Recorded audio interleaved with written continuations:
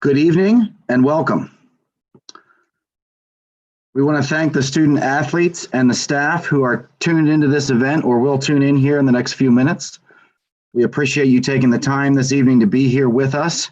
My name is Clayton Culp, Coordinator of Athletics for AACPS. Tonight's event is slated to run from 7 p.m. until approximately 8:15 p.m.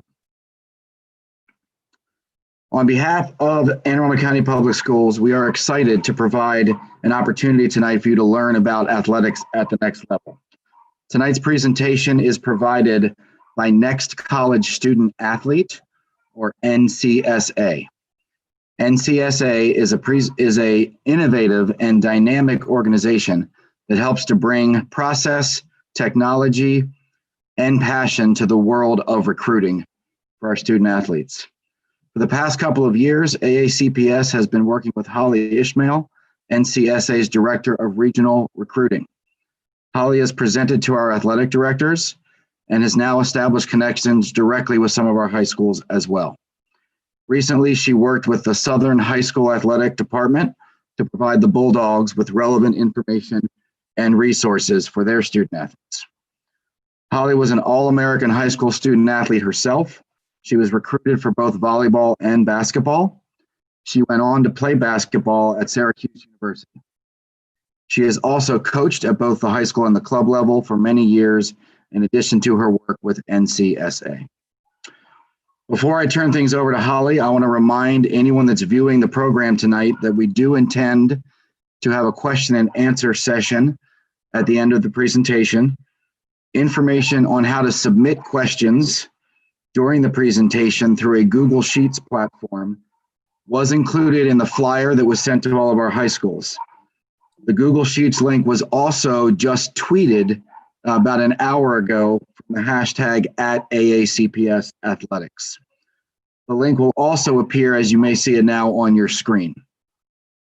And for additional convenience, if you would like to post a question a different way, you may simply email me during the presentation at cculp@aacps.org. At this time, I would like to welcome Holly and turn it over to her to start the presentation. Awesome. Thank you, Clayton. I appreciate the introduction, and thank you so much for having myself and Mike here tonight. You've been just an awesome support to your ADs, the schools, the student athletes, families, and just to have the opportunity tonight, to sort of be able to educate and talk to families on a broader scope is just really cool for me because, this is definitely my passion, obviously playing in college myself and the sport of volleyball and basketball. Basketball particularly just gave so much to my life, so many different opportunities that I've always just wanted to give back. And, this for me is just a lot of fun. I think families really, walk away from these presentations with a lot of information that probably you didn't know, some you're going to know. But, hopefully, you guys really walk away, I think, just feeling more prepared for your process. And family, student athletes that are here tonight, obviously you're here to learn, which if you haven't started the recruiting process means that you care. And so it's the first step for you.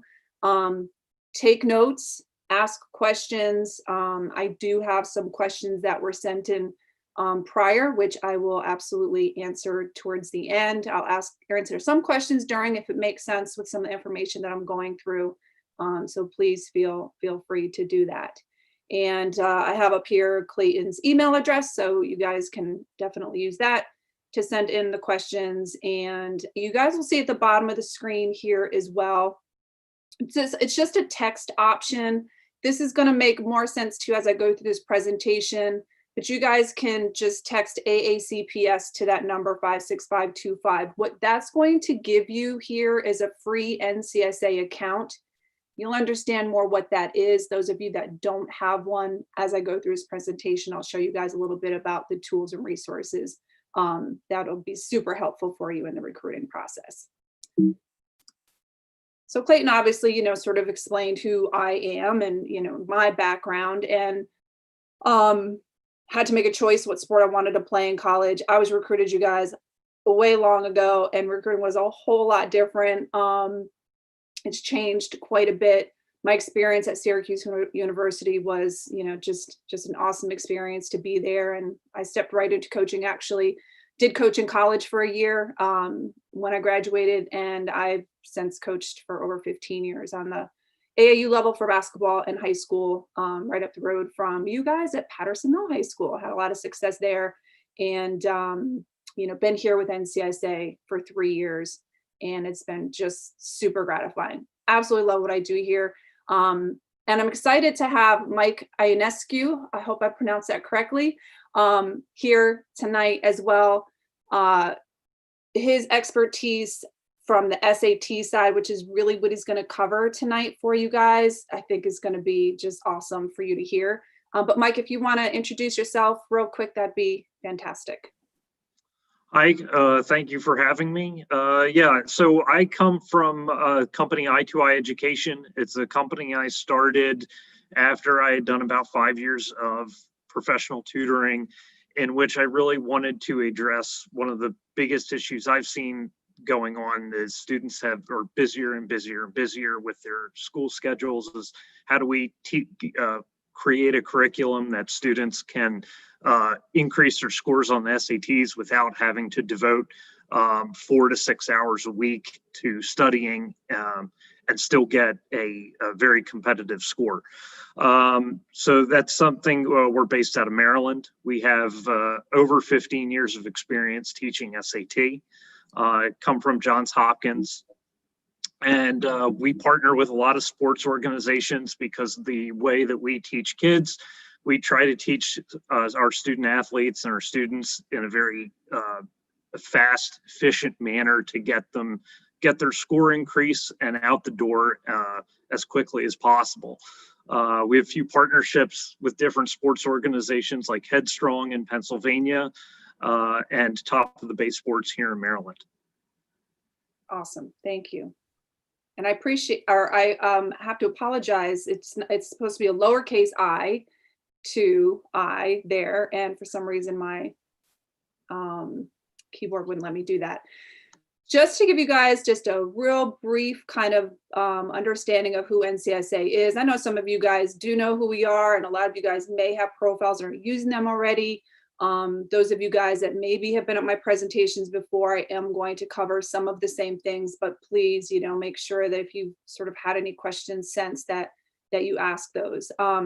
But we're the largest, most successful college athletic recruiting network in the world. We've got over 800 employees, and most of us are former college coaches and athletes. And so really passionate people, love the people that I work with. I feel incredibly fortunate.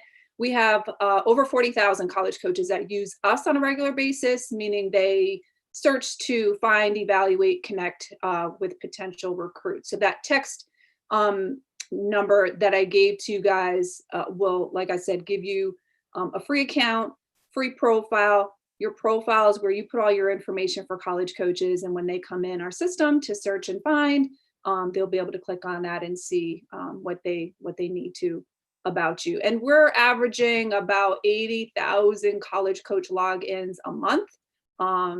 Recruiting obviously through this time of COVID, has been 100% virtual. So if you're not online, you're not doing the right thing, that's for sure. So I didn't mention to you guys, I have 3 children of my own that all played and play college sports. And this is my crew. My daughter on the right played basketball at Princeton. She graduated 2 graduations ago. My son in the middle played Division II football at Mercyhurst. And my son on the left is a redshirt sophomore at Villanova, and he's a quarterback there. And the reason why I like to bring that up is because parents that are on here tonight, just know that, I'm not just an athlete that's been through it, a coach that's helped, but I've been a parent. And I understand, the concerns and the stresses that you guys are going through, will go through. Just know this, that everybody's process is their own, and it's going to be different. All 3 of my children, guys, we are an athletic family. Their dad played in the NFL for 10 years. Obviously, I played the highest level in college. And we still needed help in different ways for each one of them. My daughter had offers as a freshman. My son in the middle decided senior year he wanted to play in college. We were like, well, we don't really know how we're going to do that. NCSA helped him out tremendously. And my son at Villanova kind of started in the middle. He was a multi-sport athlete, played basketball as well. He could have played in college, and he had to make that decision at some point. So again, my own family, all three different stories, they found a great fit because they were proactive when they made that choice. They wanted to play at the next level. All right, so what I'm going to go through tonight, of course, guys, biggest thing, biggest questions really that you guys have, I'm sure, as families, is this impact on coronavirus. How's it going to impact your process, and what can you do? The role of your winning team, who are those people around you as student athletes that are going to help you through this process, and really what their roles are and what they should be. Of course, academics, eligibility, where Mike is going to go over the SAT, ACT prep, and the recruiting timeline, when you should start recruiting, division levels, scholarships, I'll get into that a little bit, what exposure means, how to go about it, what it really means, and of course, finding the right fit, and what are the different areas there. All right, so diving into this pandemic, which I think are seeing a little bit of a light at the end of the tunnel, obviously with this vaccine. So I'm so hopeful that most of you guys will be able to, play in the spring and the summer. But there is still this dead period for Division I up until April 15th of this year. And what the dead period means, you guys, is these college coaches cannot recruit you in person, kind of the simplest way that I can put that. So they cannot be in person to watch you compete. You cannot go on an unofficial visit, like if you're a basketball player, you can go on unofficial visits and meet with the coaches and do all of that. Other sports, you can't do it. So it kind of varies from sport to sport. You can't do that. Official visits, if you're in that timeline for Division I, you cannot take an official visit, meet with the coaching staff, that kind of thing. But what you can do, and I encourage you guys, if you're in that timeline, to visit the schools anyway. Just because you can't meet with the coaches doesn't mean you can't get a little bit of a feel of a campus. I know some don't have a lot of students, on campus, some don't have any at all. It kind of varies, but I think the biggest thing here is, guys, is control what you can control, do what you can do. Now, if you're in this contactable stage with coaches, though, if it's Division I, you can still talk to them on the phone, Zoom call with them, text message with them, emails, the whole 9 yards. So that's completely open for you guys. And if you're not in that contactable stage, and what I mean by that is when the coach is able to, under the NCAA rules, call you, okay? But if you're not in that stage, you can still send emails, guys. So no matter what sports you are, like if you're in 9th grade and you want to play at the next level and you sort of have that background behind you that you're recruitable at this point, send emails, get your information out to them. Highly encourage that. You're going to hear from most college coaches, guys, that it's never too early to start recruiting. So start getting your information out there. Now, it's different for Division II and Division III and NAIA. They return to their normal recruiting calendar on September 1st. Doesn't necessarily mean that every single program is meeting with, student athletes in person, but just know that they're able to. And another part of, this pandemic that is absolutely positively going to affect grad years up until 2025. You'll hear from college coaches that, the recruiting is going to be affected in a pretty big way through 2025 graduating classes, because spring sports from last year, fall and winter from this year can all take another year, whether they've played a full season or not. Okay. So college coaches right now, and I don't know how many of you guys have been reaching out, and maybe you feel frustrated that, I'm not really hearing back from a whole lot of coaches yet. Keep sending your information. Okay. Be patient, continue to push forward. what coaches are dealing with right now too, guys, is really trying to figure out who's coming back. And so, I've been talking to a lot of college coaches, and I'm sort of asking them, like, what's been sort of the biggest difficulty for you guys during this coronavirus? And really what I hear across the board is it's just tough for us because we don't have really all the answers yet for the student athletes that, are interested in our programs or that we're recruiting, because they don't know exactly who's coming back next year, the year after that. Because remember, it's not just seniors that have this option. It's the freshmen, the sophomores, juniors, and seniors in college. Okay. So it is a more difficult time. The roster openings are going to be smaller. And so even more so, you guys, be on the ball, get your information out there early. The sooner you start developing relationships, the better off you're going to be. I know we'll probably have some more questions surrounding that, and that's great. I don't envy the position that you guys are in, but I promise you, when I talk to college coaches, they're like, hey, be persistent, keep sending us information. I was talking to a basketball coach yesterday, and he was like, man, I had this kid send me, like X amount of emails, message me on Twitter, found me on, all these different social medias. He's like, oh, I finally pulled up her information because I hadn't really looked at anything. She's like, this kid is persistent. So there's something about her. And he ended up looking at her information and saying, wow, I like this kid, and ended up on a Zoom call with her. So be persistent. You will hear back from programs.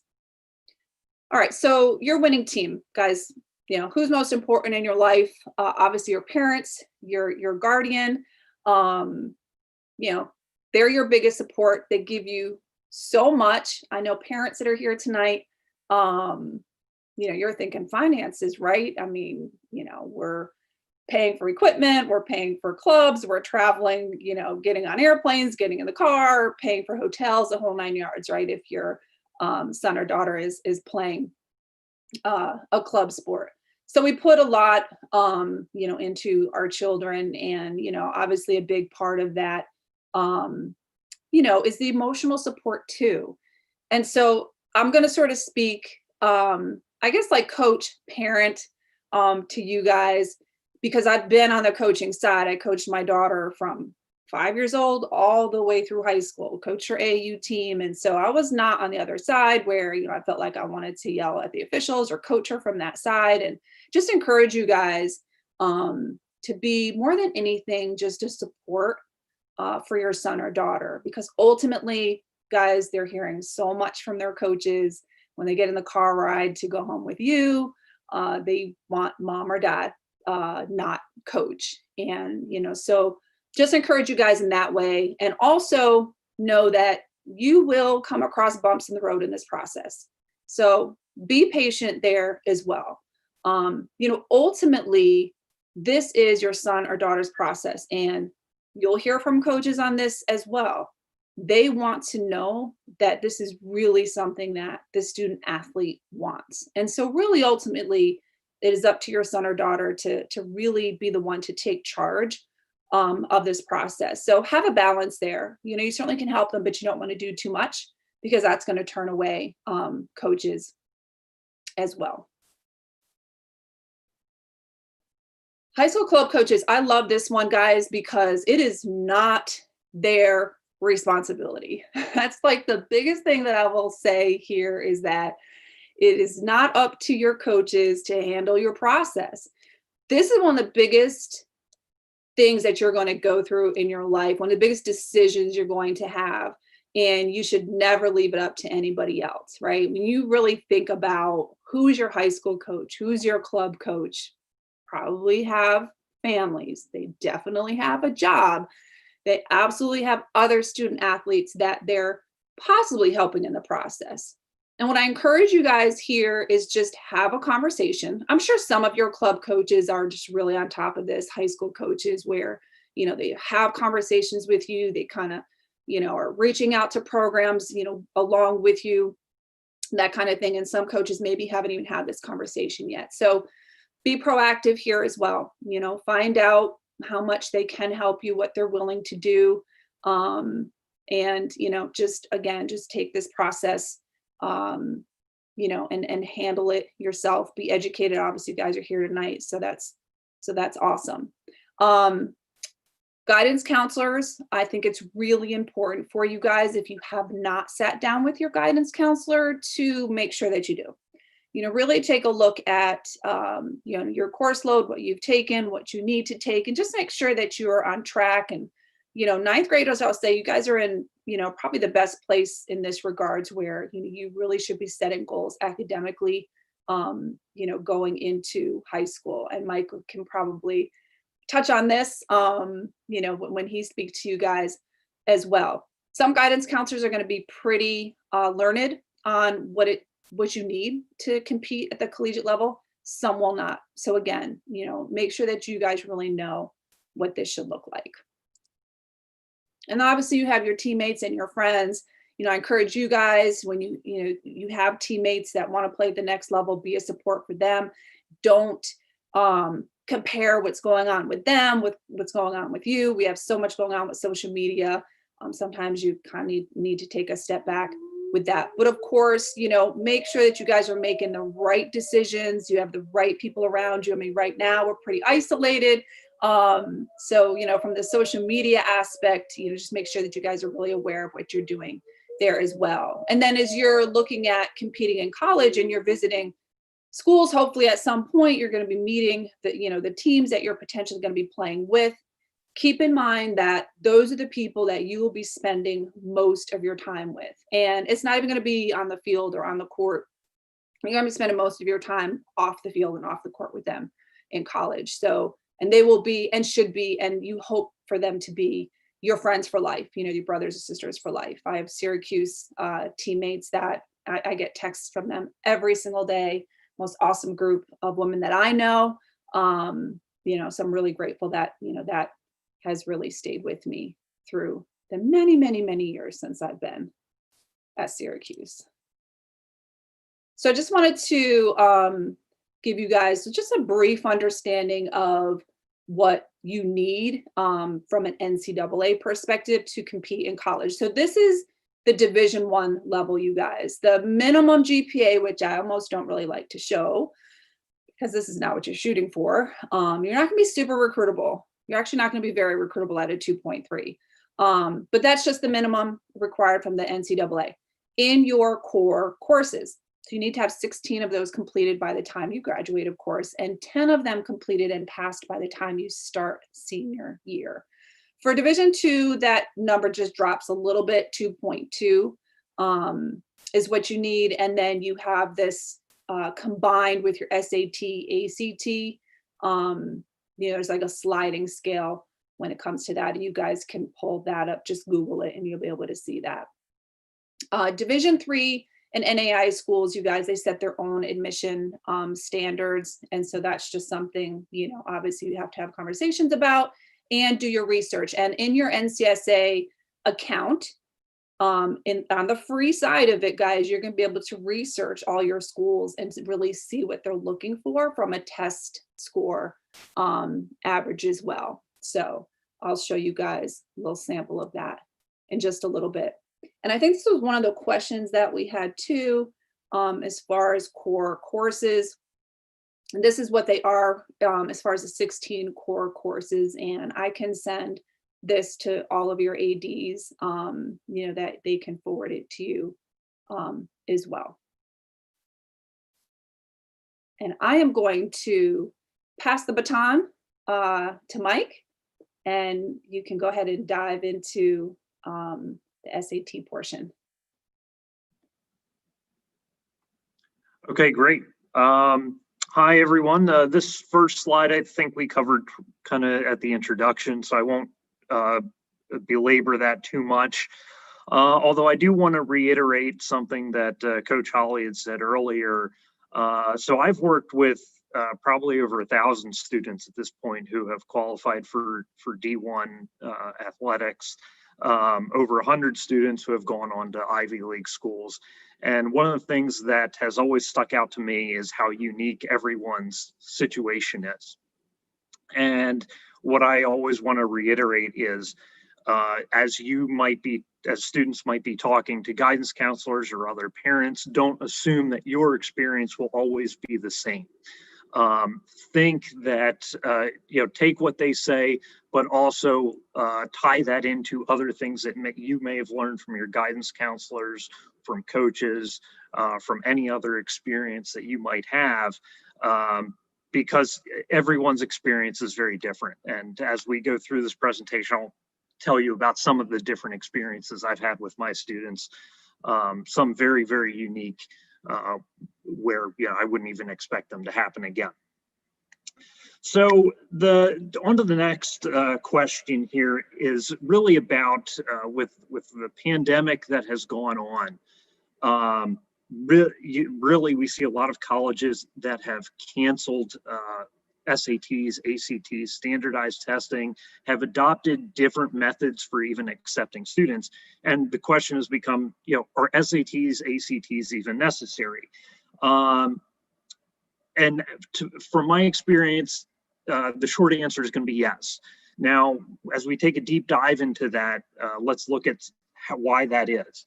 So SAT scores are tied to a lot of different financial aid scholarships that you might qualify for. The reason that's important for almost everyone is I don't know anyone who really goes to college anymore that doesn't need any kind of financial assistance. What I tell students is, look, if you're paying full tuition, full everything, you probably don't need the SAT. They'll accept you. A college will accept you. But a lot of scholarships are tied to maintaining a certain GPA or having a certain SAT score. It's also going to be tied to other performance indicators. Another important thing that Coach Holly had talked about is how there's kind of a backlog of players now because of how the pandemic has backed everything up scheduling wise. You have a lot of students now who are competing for the same spots. The only thing that coaches are going to want to do is create more competition with that. They're going to be looking for other things that make you stand out from the crowd, and having competitive SAT scores is going to be part of that. Other than just a score, one of the things it tells coaches is whether or not you might be a liability when it comes to grades in college.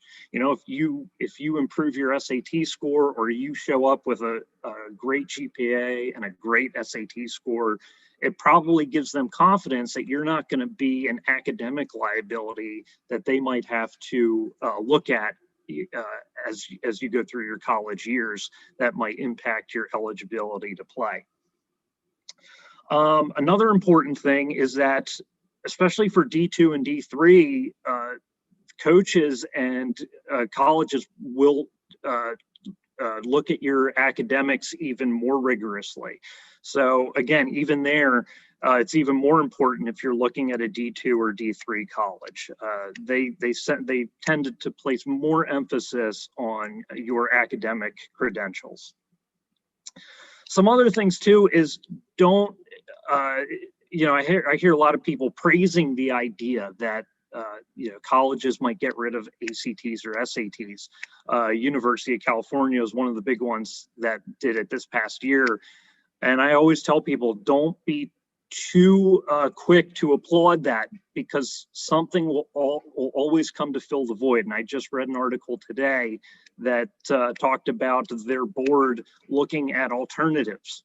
And the problem with that is you never know what that alternative is, and you never know how difficult or how tough that might be. It's always good to keep something that that you can practice with, rather than something unknown and new. Going on to look at test scores and athlete recruitment, some of the things that I've seen specifically is I always love teaching student athletes for one specific reason. Generally speaking, if you're a well sought after athlete, and actually this is even proven to be true in D2 and D3, since the number of eligible players has been increasing, competition has been increasing. there's always there's typically a score that you have to achieve. And if you achieve that SAT or ACT score, you're accepted to the college. And that's great news. I mean, for the average academic student looking to get into school, looking to get into college, it's a much more rigorous process in terms of, having a resume built out, having the right number of extracurriculars, the right college essay written.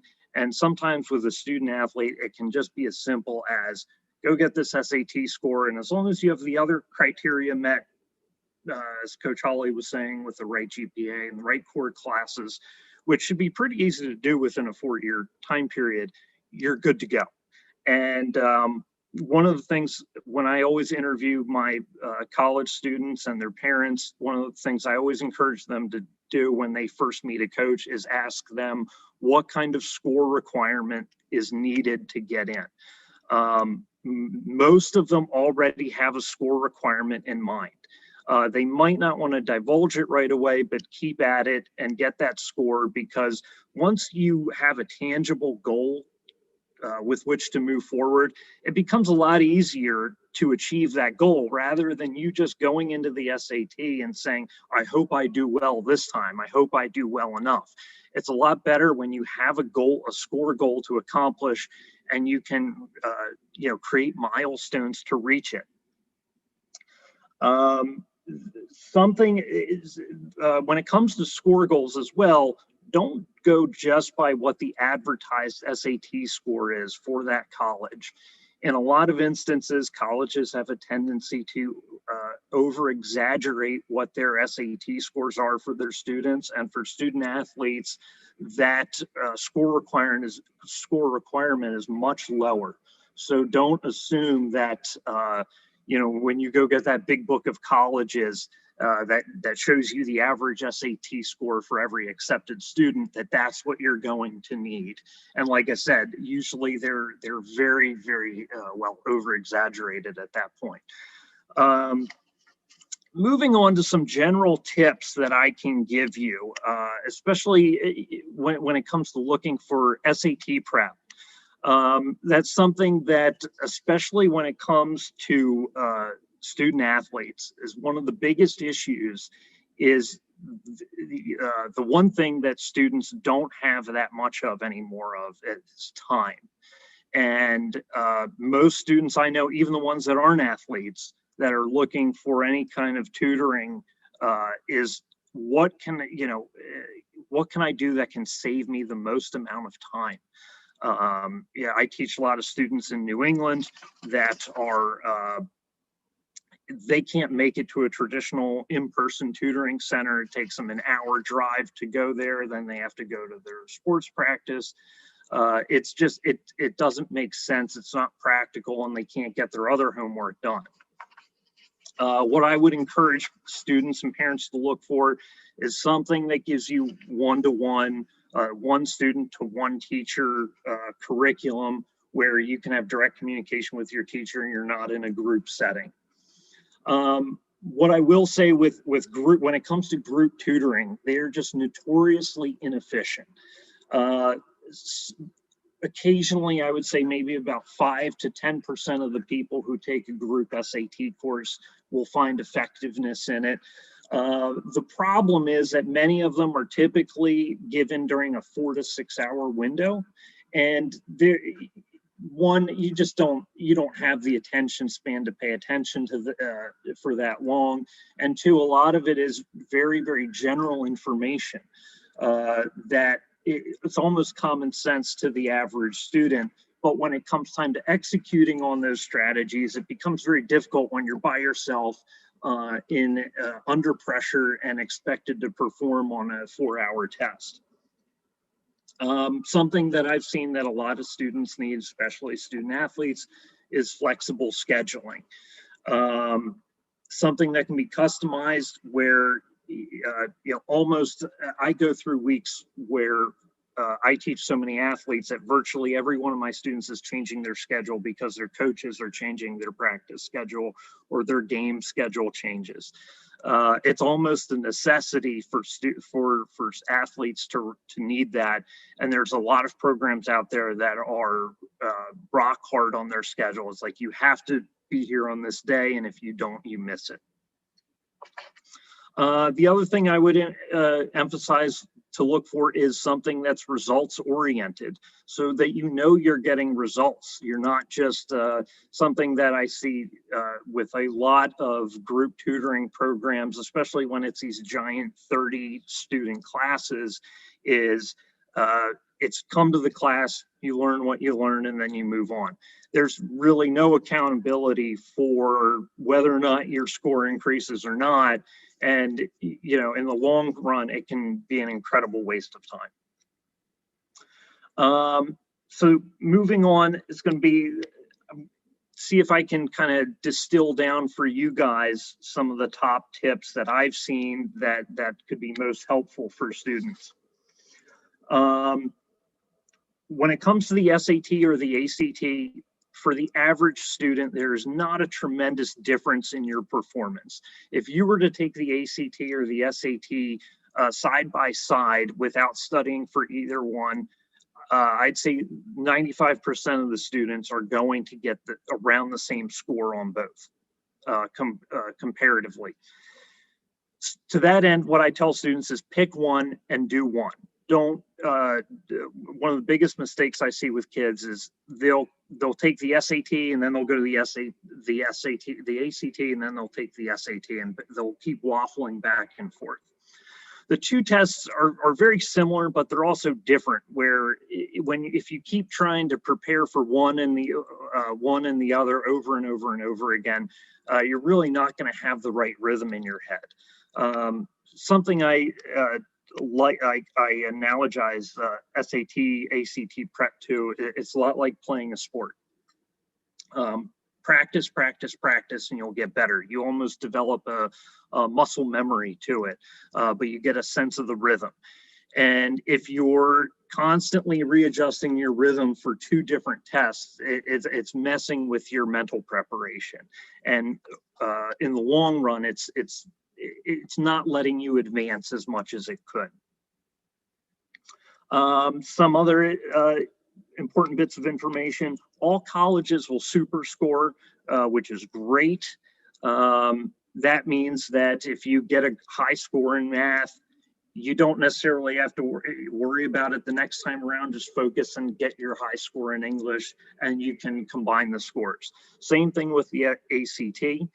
Something that the ACT launched this year, it should have been this fall.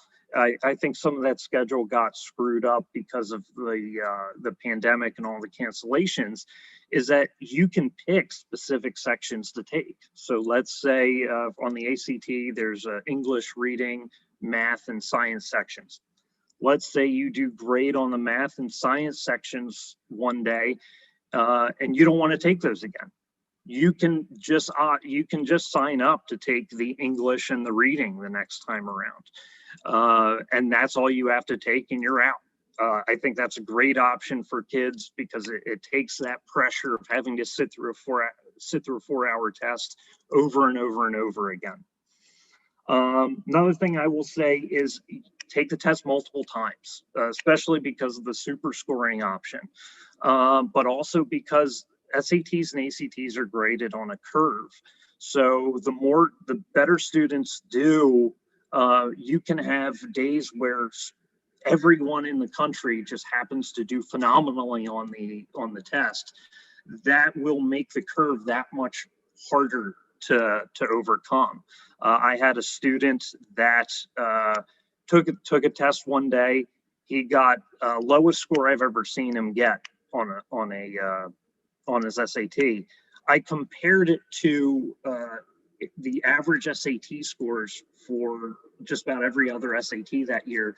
It was 80 points off, which is that's a tremendous curve differential, to the point where he just wasn't overcoming that. He took it again the next month. He got 100 points higher. He was done. And it can be something as simple as that. I had another student who was trying to get a 13 1350 to a 1400. He took his SAT for the first time. He got an 1170. He should have gotten a lot higher, knowing him and knowing how I tested him. I told him, just wait again in a month. You probably just had a bad day. He did have some timing issues. He took it again in a month. He got a 1370. You never know what might be happening on a particular day, and taking the test multiple times, as much as an inconvenience as it is, it helps a lot. And I think it could probably help relieve some of the mental pressure students might feel on, having to perform on one test. One of the other things that I can say is something that's very important is consistency. Probably the thing that would draw down on having to study beforehand is making sure you're as consistent as possible in your current group of classes in school. So if you can maintain good math grades, for instance, and you can maintain that throughout all 4 years and be competitive, there's a good chance you won't have to study as much to increase your scores on the SAT. You will have been maintaining that knowledge. The biggest problems I see with people is when they have years where their grades will dip. Maybe they didn't have a lot of time, or they just didn't have a lot of time to put into their math work on a particular year. Well, that weakness will show up on the SAT, and you're gonna have to kick your studying into overdrive in order to make up for that. It's possible to do it, but if you maintain your grades consistently throughout the years, it'll minimize on the need to study for that. Another big thing is having tangible goals. So what I tell parents and students is that a lot of it comes down to kind of knowing how your raw scores impacted to your actual score. So a good example is, students will just go into the test and just try to do as good as they can, as best they can, and hope that that's good enough. But having an idea of where your score comes from is important. So a good example is, 500 on the math and English sections, which is 1,000 on the SAT, pretty average score. But a lot of people don't know that that's only about 47 to 50%, which if I go to a student and say, hey, can you do 50%? Can you get a 50% on this test? A lot of them will say yes. A 1,200 on the SAT, for instance, a very competitive score, is about a 67%. Again, by academic standards, you get a 67% on the test, that's failing. But my point there is, students don't know that they don't have to answer everything to do very well. And that's part of, when it comes to how I work with students, we strategize with them to create a system or to go over the test in such a way where they can kind of pick out the things that they need to answer versus thinking they have to answer everything. And a lot of the things that students get stuck on end up being questions that they don't actually have to answer. What they need to focus on is making sure that they haven't made silly mistakes. So great thing in my research, about 50, for the average student, 50% of the mistakes are all silly mistakes. That doesn't mean that they can fix them overnight, but they're silly mistakes and that they're just bad habits or misconceptions from their studies that they've built up over time, and they've built up into bad habits. And something that we do with kids is, by working on those habits, we improve not only their test taking habits for standardized tests, but for other tests as well. So that's generally my overall tips. Something that we do with that's worked tremendously well for my student athletes, and I'm sure it's going to be growing as the year goes on, is remote tutoring. We have a program where we actually send students an interactive tablet. We don't do any Zoom calls or anything like that, but we work on actual practice tests so that students can see exactly where their wrong answers are coming from, what they need to do to improve, and everything can be done from, they can be doing work during practice, before practice. They just take this tablet with them and it all syncs up to the cloud, very much how we're having this Zoom meeting now, where they don't have to worry about getting to a meeting place by a certain time. They can literally just link up whenever they have a spare moment and start working. And that generally covers, I think, the most important points. I think what I tell people, I'm always available for questions. If you're ever interested in just calling me up or emailing me just for random questions, I'm more than happy to answer any. And what I tell parents and students and say, look, I will give whatever knowledge I can give you that will help you improve and get you onto the next level. And whatever I can do to help that, I'm more than happy to help.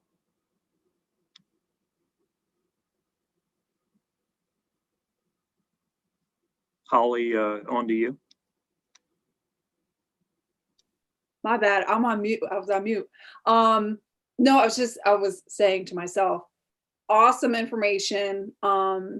Some of this, like I had no idea there was a curve, like I'm sure most student athletes don't even know that, that could be part of issue if you didn't kind of get the score that you wanted. So thank you so much. It's just some really valuable information. And, I think one of the things too that I want to touch on that Mike was sharing, as far as, like, hey, if you get that book and you're looking at, what schools are typically looking for, and that's, usually inflated for a student athlete. Well, you don't really have to get a book because you can do all that with your NCSA account. You will see, what typically the schools are looking for. But what I do tell families to understand is that you probably don't quite need those scores because recruiting is a little bit different. I'm not telling you not to shoot for those scores by any means. But, I think that you can really use your athletics as well as a leverage to get into schools. Just from my own family, obviously my daughter playing at Princeton, the #1 school in the country for I don't know how many years now, academically, she would not have applied as a regular student. It was a 3-part SAT, so I can't really even tell you guys what her SAT was with the 2-part, but pretty much it was, hey, your GPA is good. She had a 3.78, I think, which was, good for the coaching staff. And they just told her, hey, this is the score you need to get on your SAT and you're in. So it was pretty cool to just kind of be able to utilize, her athletics to get into a school of that caliber. And coaches, absolutely, like Mike was saying, D2, D3 level, NAIA level, they're looking for higher academic student athletes. And a lot of that has to do with two guys is because they don't have the scholarship money necessarily that Division I schools have. And so they like to sort of stack their athletic scholarship money on top of what you would get from the academic side. So that looks favorable for you. I had my point guard at Patterson Mill, one of my point guards there, she ended up going and playing at a Division II school, very high academic student, and she doesn't pay anything. She hasn't paid anything. She's getting her nursing degree at Barton College in North Carolina. So there's definitely those opportunities, guys. There's scholarships available. Most will come from academics. So that's definitely where you want your focus to be. All right, so I'm going to get into just a timeline of recruiting. I think I mentioned earlier, like it's never too early to start, but oftentimes I hear from families like panic mode, we're junior year, nothing's going on, or heck, if you're a senior, I didn't know I was supposed to start that early. this just gives you guys an idea, and I'll show you the men's side of when most student athletes have their first contact, whether it's direct or indirect. Indirect would be a college coach, sees you send them your information, your film, they like what they see, good academics, they call your club coach and say, hey, I just heard from Sally and I really like what I see, and they want to know more about her. And you've sort of started that process. You're on their list, if you will. Just for instance, so basketball, of course, for women is on the top here. So almost 50% of prospective student athletes for basketball, you guys, have had some type of contact with college programs by the time they're done with their freshman year. And I think that's fairly eye-opening. And obviously there's different sports where it does take place a little bit later. You're looking at like track and field and swimming, because those are timed sports. You're constantly improving, or at least you hope you are. And so coaches are waiting, right, to sort of see where you land. But a lot of other sports, where you don't have time sports as team, you can be projected even in middle school as far as what level, you may end up playing at. My daughter at Princeton, I know we keep bringing her up, but, she had probably 20 offers when she was a freshman in high school. What does that mean? That means coaches have watched her play actually in middle school. And I wasn't even pushing recruiting at that point. I didn't think it was really absolutely necessary. But just kind of some word of mouth, and coaches started to come to watch her play. So anyway, just kind of a good graphic for you guys to see. And this is on the men's side, and you'll see that it's not quite as early on the men's side. And that's just because, of course, you guys develop just a little bit, it takes a little bit longer to just kind of have that growth and, that strength sort of, kick in for you. So it does start a little bit later there, but you can see basketball, lacrosse. I mean, coaches are, even if they can't offer you until your junior year or the summer before your junior year, they are watching you. Okay. So this is really, really important to understand. I have heard from many families, recruiting doesn't start till September 1st of your junior year, or June 15th, after your sophomore year. Those are kind of like two major date milestones where the college coach can call you. And a lot of sports coaches can't really talk to you about recruiting before that.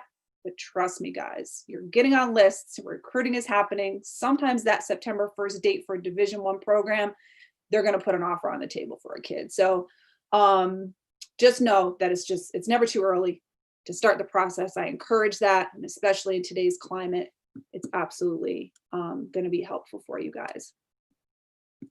This just shows you guys percentages. And the reason why I like to show this is not to say it's really, really hard to go and play in college. What I'll tell you guys is if you are qualified to play at the next level, whatever level that is, Division I, Division II, Division III, NAIA, some of you guys might be wondering, what's NAIA?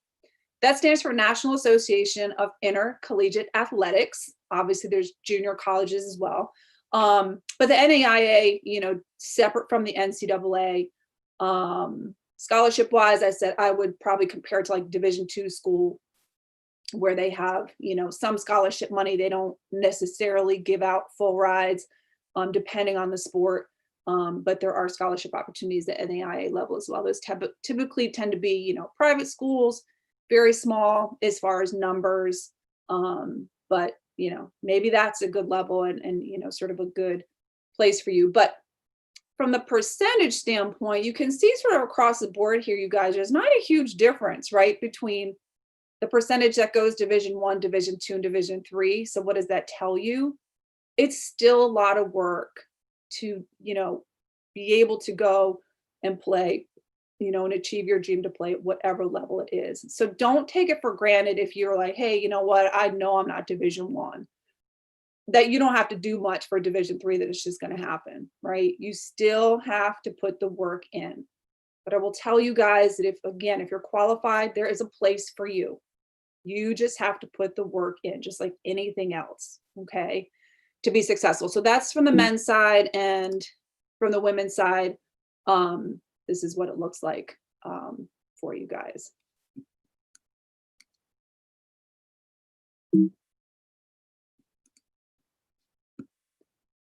So differences in scholarships, I know that this is, kind of a big thing, of course, when you're talking about playing at the next level. Certainly as a parent, you're thinking, okay, what kind of scholarship opportunities are here? I mean, we are investing a lot into our sports.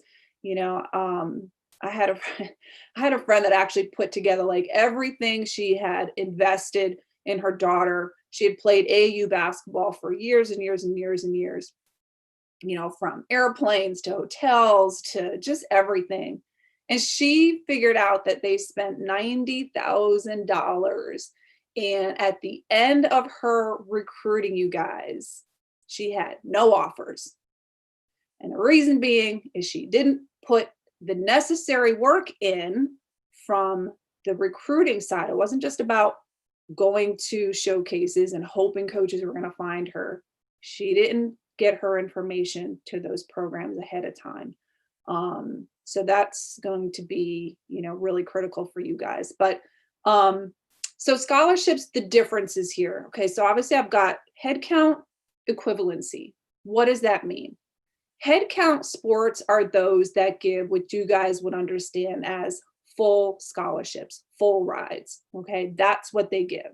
So those are the only sports that give full rides. And what that means, so like FBS football, for instance, I believe they get 85. I think it's 85 full scholarships.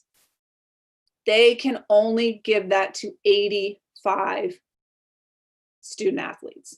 Okay. Same thing, men's, women's basketball, tennis for women, gymnastics for women, and volleyball for women. Equivalency sports, those are the sports. So it's all the other sports in D1, all sports in D2, all NAIA in junior college. They get a certain amount of scholarships per team, and they can break up those scholarships however they want. Okay, so head count, they can't break them up. Equivalency, they do. And so you're not going to get obviously as much money in those other sports for Division I or obviously D2 NAIA. Now you will find some Division II programs, depending on the sport, depending on how many scholarships they get, because it's not going to be the same across the board, you guys. So this is part of what you're going to have to, really research and learn and understand as you're going through this process, how many scholarships they have. Some will give full rides at that level. And those are going to be those programs that have, a pretty good amount to give out. You're not going to find that a lot though. So hopefully that helps you guys understand from the scholarship side of things, what that looks like. Exposure, we hear this word all the time. And I think, what I want to explain to you guys, what real exposure is, it's not just going to showcases. It's not just going to these football combines or these football camps. It is making sure that you're prepared before you go.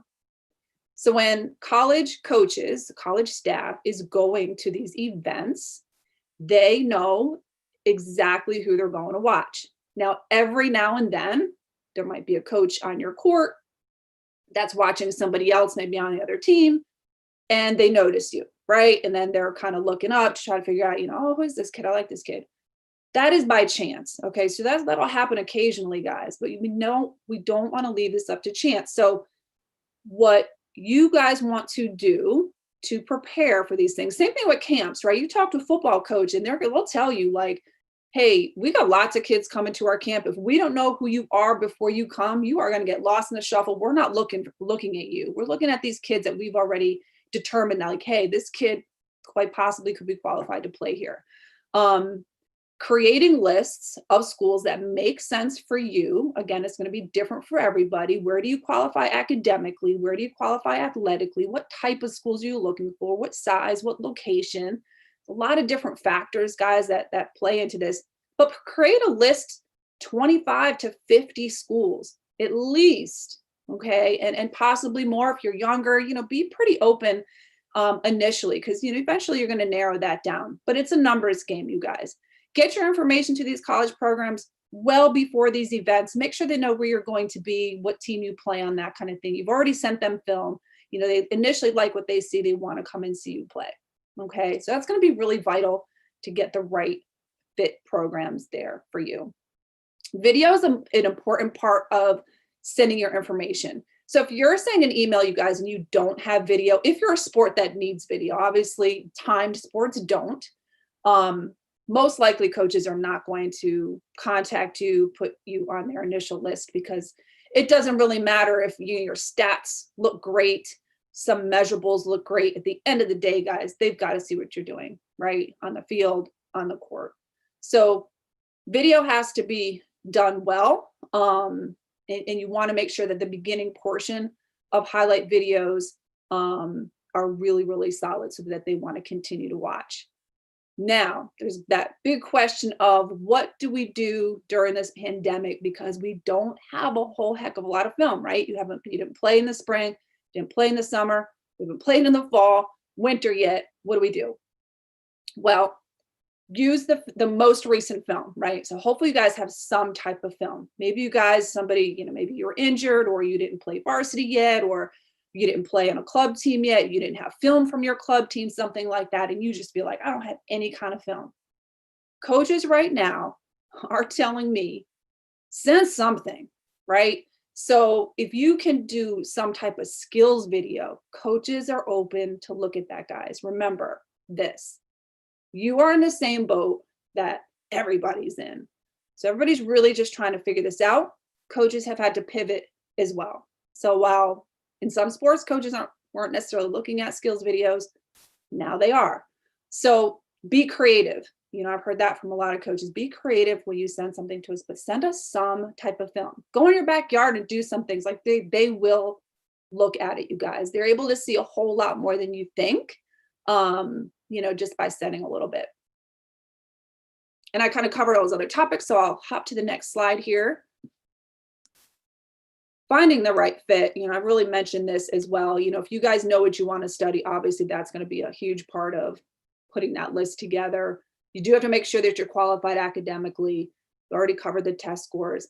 Athletically, what level? Now, this is something that I will say is probably one of the biggest roadblocks that I've seen in recruiting, guys, and I've seen this happen a lot, is that a student athlete, a family just doesn't know, like, what level are you qualified to play at? And how do you even know? Maybe, your mom or dad feels like you can play Division I, but what's their experience, right? Maybe your coach, who doesn't have experience, thinks that you can play that level, but ultimately getting somebody who has coached at the collegiate level that can really look at you from like a professional eye and tell you, like, hey, this is a level is going to be realistic for you, so that when you start sending out emails, you're not wasting your time. If you're a Division III level kid and you're sending it out to 50 Division I programs, where are you going to be at the end of all that? Just a lot of wasted time, right? Those coaches are not going to be responding to you. So that's really, really, really vital to hear, because I would say probably more than not, most student athletes really just don't know what level is realistic. We do here at NCSA, we do have former college coaches that do evaluate players if you guys want extra help beyond that free account. So just know that that's something we do for every single athlete, that decides they want some help from NCSA. And then geographically, of course, what area are you looking for, and you always have to take into consideration, socially, what that school looks like as well. So you guys, you can see this. I just kind of brought this up real quick early on, this text option. I'm going to show you guys some screenshots of like what your NCSA account and profile will look like. But to make sure that you guys have one, if you text AACPS to the number 56525, it'll kick you back a link. Just click on it, fill out your information, submit it, and our system will create an account for you. You should get that tomorrow, an email to be able to sign in. But there are so many ways that NCSA can help you guys. We literally can help you put your profile together, okay? We obviously, like I said, we can evaluate you. We can really help you to create that list. We can help you understand program for program who they are. We can do highlight video for you, and help you to connect with programs as well. So let me just kind of get into these slides, and we're almost done here, you guys, and I'm going to get to some of these other questions that I have as well. So a couple things that you can do in your account. So it's a no-brainer to use your account, okay? You can search, like I said, like I was saying, you guys don't need a book to kind of look at SATs and all that. You have a search tool in here where it's just for your sport, you know? So if you're ice hockey, it's just going to have schools with ice hockey programs. You know, if it's volleyball, it's just volleyball schools. But you can click on any state you want, division level, size of school, cost of school, a type of school. You can put your major or a couple different options that you might be looking at. And then you'll get the complete list of schools, you guys, that fit what you're looking for. It's pretty awesome. And then on the right side here, you can research them all. So you guys can see the little admissions, like if you look under Northern Kentucky University where it says admissions, that's going to show you what they're typically looking for in their test scores. So it's really all here at your fingertips, which is really nice because I think, you know, you can be told, hey, create this list of schools. And then, you know, kids don't know really where to start. Where do I start Googling? Where do I start? Do I start Googling conferences? Whatever. It's all right here for you guys. Okay. So definitely take advantage of these resources. The other thing that we do, you know, once we evaluate you and you have your academic information in here, all your preferences, what you're looking for in a school, will actually match you to the schools that make sense. So when you pull up that list, now this is part of our service side, you know, so if you guys decide you want help from us, you'll actually get a match percentage for every school that comes up on your search. And, you know, you'll be able to click on the ones that have those higher matches that make sense. And you'll see how you compare athletically to that particular program, academically, and then preferences as well. So pretty awesome guidance there for you guys. This is just a kind of a little snapshot of what your profile looks like, which basically think about it as your online resume. So when college coaches are in our system, you guys, and they're searching and you come up and they click on your name, this is what they pull up. This is some of it. It's not the whole entire thing, but, you know, stats, video, events you've been to, you know, measurables, your information, little personal statement you can put in there, your coach's information. It's a really easy, quick one-sheeter. It just simplifies things, and you can utilize this to send out to the college coaches as well. This, of course, is up to you guys to do. You want to make sure that you keep it updated. I would say at least like once a month, you know, just kind of check it and see, like, is there anything that I can update in here? You can put your transcripts in there as well, which is pretty awesome. And this is where the fun really starts, where you see the coach activity. You're going to see when coaches open your emails. This part of the service side, the email part, you're going to have activity, whether you have a free or paid account. And, you know, you're going to see what coaches are viewing your profile, following you, which means they want to keep track of every, you know, update that you do in that profile and how many searches that you've come up on for college coaches. So this is, again, it's just a small little screenshot of what this particular student athlete has done. So to be able to get this account, just use that text option, you guys. And just real quick from the college coach side, you know, this is just, you know, just some feedback from them. And we hear from them every single day. And obviously we've been a huge resource for them more than ever through this past year of COVID. It's hard to believe it's been so long. But, you know, they are in here every single day. And just from some of the families and student athletes that have used us, you know, just some of their feedback as well. So it's super satisfying, you know, to kind of hear from student athletes that I've talked to and families that are going through the process, and, you know, at the end of it all, and they commit, you know, it's obviously a big relief and a celebration. And ultimately, you guys, if you put the work in, it is absolutely well worth your time to do it. You know, the better fit you're going to find. And most family, you're going to see across the board for all sports that once, if you've worked with NCSA, we've helped you through this process, pretty high percentage, more student athletes are going to actually stay at that school and at that program than, you know, if you didn't really have that information behind you. And we are seeing a lot of transferring now too, because of COVID. And so it's, rosters are constantly changing, and that's something that we stay updated on as well. So I'll just kind of keep this screen up for you guys so you have my information and Mike's information. Reach out to us. Again, Mike said, any questions that you guys have, please reach out to him. Same thing for me. You guys have questions for me, please reach out. I'm here for support, right up the street from you guys. So, and hopefully I'll be, at some of your schools again, or for the first time as well. That is my cell phone number. You guys can text me on that. Obviously send me an email there. And one of the things that we do once you have an account is we make sure that we contact you guys so that you can really have a one-on-one conversation with either myself or a specialist here to talk about where you at in your process, where should you be, and then do you need help? And, if you want, some type of help with NCSA, obviously we'll walk you through what that looks like. So if you guys want to do that with me, just reach out to me. I'll take care of you guys. And again, just make sure you get that profile created there with that text option. And let me get into some questions here. I did have one that was sent earlier that asked, can I play multiple college sports? And the answer to that is yes, absolutely you can. Do a lot of people do that? I will say no, probably not.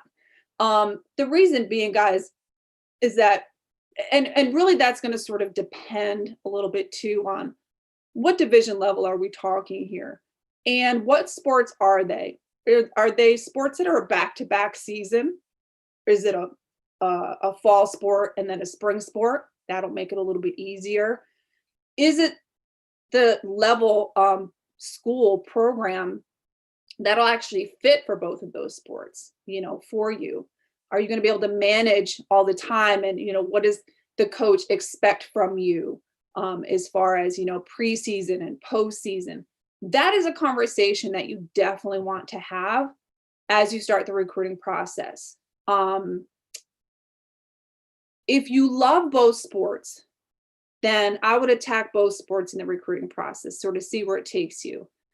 If you love one over the other, my recommendation is to go in that direction. And the reason why I say it's about love is because at the end of the day, you guys, you are putting so much time every single day into your sport. And you want to make sure that you love that sport when you're in school, because, like I said, you're just spending so much time there. So, I don't know if that completely answers your question. It's doable. You can do it. It's not easy. So hopefully that answered that question enough for you. And let's see, there's another question here. When will we start hearing from Division I and Division II colleges? And how will the potential cancellation of the season affect recruitment? And absolutely, it's affecting everybody that has seasons that are canceled, right? So I think I kind of covered that when it came to reach out to programs anyway, because recruiting hasn't stopped. Send the latest film that you have. And if you don't have it, be creative. Different sports, I'm certainly not going to go through all of them, but there are different sports as far as the timeline of when that coach can actually reach out to you. And again, I think I mentioned it earlier, September 1st of your junior year or June 15th before your junior year are those typical dates. But there are sports where if the athlete calls the coach can answer. You can have dialogue, like basketball, like football. So it's not the same for every single sport. So just kind of get educated on that. Typically D1 programs you're going to hear from first, okay? Followed by Division II, Division III, and NAI is going to be grouped in there with Division III. Division I programs with some sports can offer as, in middle school if they want to. Obviously, a lot of them have to wait, but you're going to hear first from Division I programs, and it's sort of a trickle down effect. Let's see here. What's the best way to do it? All right, I think I pretty much everything is sort of overlapping here a little bit. So I think I answered those questions. Clayton, is there anything else, any other questions that have come in? I want to make sure that. Yes, Holly, thank you both so much. We'll do a little bit of a wrap up at the end. I do have at least two I'll share with you. One is kind of a theme I saw in two questions that came in. Jordan from Crofton High School, Austin from Smyrna Park High School. They both basically asked about the impact of either transitioning high schools or moving out of state from one high school to like transitioning. One student here is going to Crofton now, which is a new high school for us in Anne Arundel. And then the other question was about moving from Maryland to Illinois and what impact that would have in their NCSA process and just in the recruiting process in general.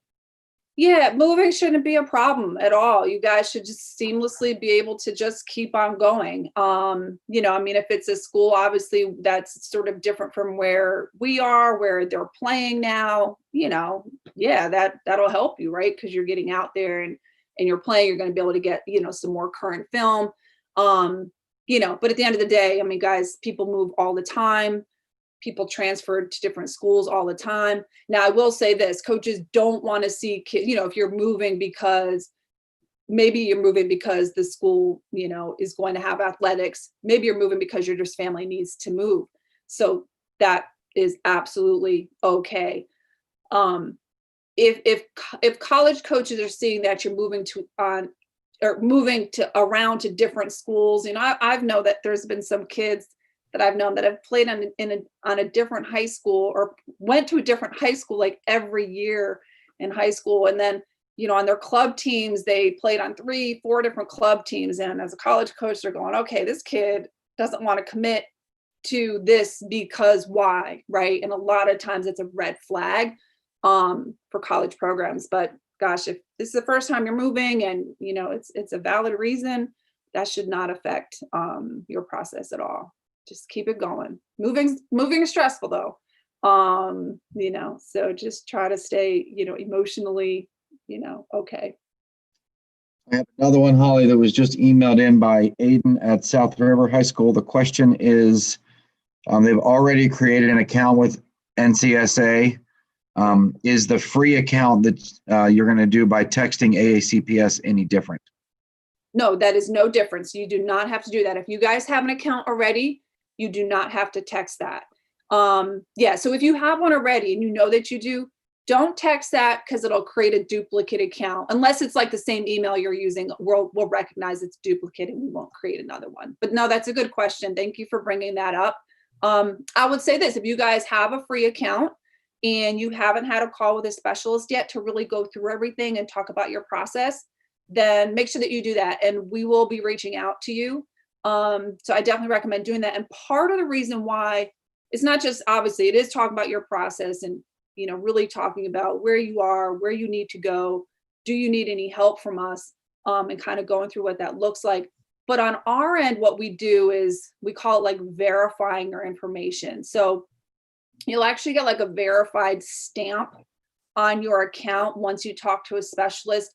Because what we want to make sure is that we're putting student athletes out there in front of colleges that are absolutely qualified. You know, we look at your academics, we make sure that you're saying, yes, absolutely, I'm committed, I want to play at the next level. And you have athletically behind you what you need to say like, yeah, you're recruitable. You know, if you've not played on a club team, I know it's different for football, different for sports, or different sports, but let's just say you're a basketball player and you've never played AAU and you're a junior, there's no season right now, and you played your first 2 years on JV, I would red flag that and say, you know what, we need to wait because you're really not recruitable right now. Most kids are going to be recruited out of club, only about 1% that don't play club are going to be recruited. So it's a super low number, and coaches really want to see varsity level athletes.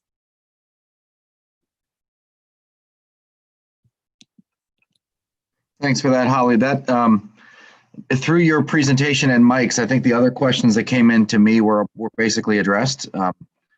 I have a little bit of a closing statement I'll make in a minute, but I want to give both you and Mike a chance to sort of, wrap up on your end.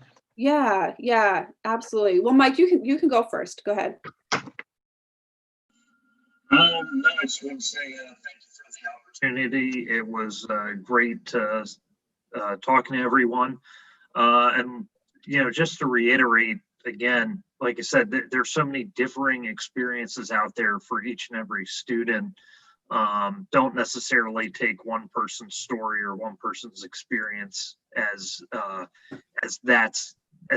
thing that's going to happen to you. Always consider there's always going to be something different. One of the most unique experiences I had that I wanted to share and I forgot was I was teaching a basketball player. The school came to me privately and said, "Hey, we have a foreign basketball player. He kind of missed his mark on getting his SAT score." And this was his senior year of high school, mind you. And they came to me in May. And so he only had one chance to take the SAT in June. So June of his senior year, we prepped him for May, and he took his SAT in June of his senior year. He ended up getting recruited for basketball over the summer to play that fall. One of the craziest experiences that I've had, but you never know what'll happen, and I'm sure had that been anyone else, they would have thrown their hands up and said, "I'm too late." But for him, I think it's also because basketball's a very in-demand sport. They're always looking for a good player, and he happened to find a match, and he found a school, in the matter of a month, just by taking his SAT and getting that score in there. He had graduated high school already before he took the SAT. So a very interesting story. I don't expect that to happen very often, but like I said, it's a unique experience. Thank you all. And like I said, if you have any questions, I'm more than happy to answer, just follow up with me, and I'm more than happy to answer anyone's questions in the future. Thank you. Thank you, Mike. Yeah, we don't recommend waiting that late, right? But it was a story. That's definitely a story. I think really I just want to sort of end it by encouraging you all through this process. I know it's stressful, but you're in the same boat that everybody else is in. I know you're thinking, oh, well, there's some other states that are playing and we're not yet, but just be creative. And we put a lot of information out there today. And sometimes when you take all that on, it gets like, oh my gosh, like this is going to be so hard. Remember this, it's one step at a time. One day at a time. You can only do one thing at a time, and it will happen and progress the way that it should. So just encourage you guys in that way, and just awesome to be here tonight. Thank you, Clayton, for having us. I want to thank both you, Holly and Mike. Thank you both very much for being here on behalf of AACPS Athletics and all of our coaches and athletes. We definitely look forward to you assisting, a lot of our young people moving forward through this process. So thank you both. Good as well.